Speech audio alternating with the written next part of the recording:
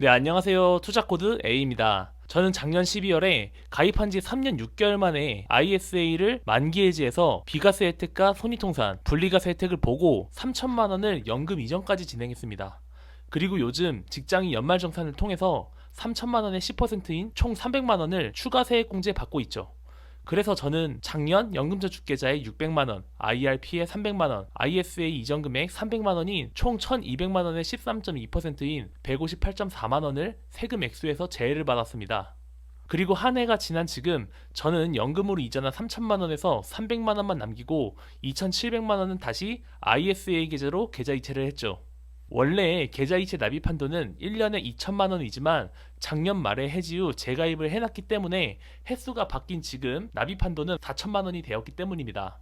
이제 올해 목표는 ISA에 4천만 원을 가득 채우는 일입니다. 하지만 제일 어려운 문제는 이 일이 아니라 목돈 2,700만 원을 어떻게 굴리기 시작할 것이냐가 더 문제일 겁니다. 저축은 여태까지 해온 대로 소비를 아끼면서 입금만 하면 될 테지만 적금과 다르게 ETF와 주식 투자는 어떤 방식으로 운용하느냐에 따라서 자산을 불릴 수 있는 기회가 달라질 수 있기 때문입니다. 한번 생각해보세요. 2,700만 원을 전부 S&P 500을 몰빵해놨다면 2022년 하락장처럼 2020년, 2021년 상승분을 거의 그대로 반납하는 상황이 재현된다면 투자를 장기적으로 지속하는데 정신적으로 큰 어려움이 생길 것입니다. 반면에 큰 상승장이 오면 그 주식 상승폭만큼 온전히 수익을 볼 수도 있겠지만 일찍 투자하는 만큼 복리 효과가 더 크게 작용할 수도 있겠지만 저는 결론적으로 거치식 투자를 추천드리고 싶지는 않습니다. 즉 분할 투자를 하라고 말씀드리고 싶습니다. 먼저 분할 투자의 장점을 설명드리겠습니다. 첫 번째 장점은 시장 변동성 감소 효과가 있기 때문입니다. 일정 금액을 정기적으로 투자함으로써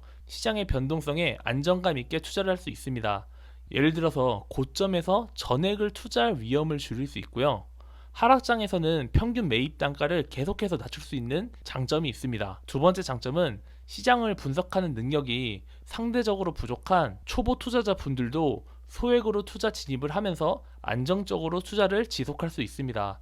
가장 큰 장점은 시장 변화에 따른 심리적 부담이 줄어든다는 것인데요.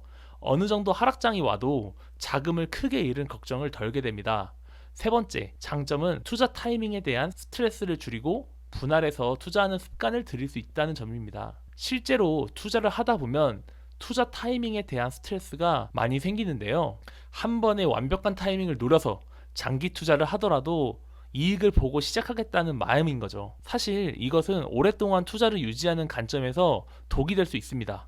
초보자가 운 좋게 타이밍을 잘 맞춰서 시작을 한다고 해도 그 잘못된 자신감으로 약간의 하락이 오면 또 완벽한 타이밍을 재기 위해서 사고팔고를 반복할 수 있기 때문입니다. 사고팔고가 꼭 나쁘다는 것을 말씀드리는 것은 아니지만 초보자에게 좋지 않은 습관인 것은 맞는 것 같습니다.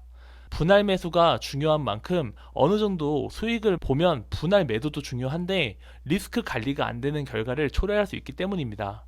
제가 거치식 투자보다는 분할 투자를 추천하는 이유도 사실 여기에 있습니다.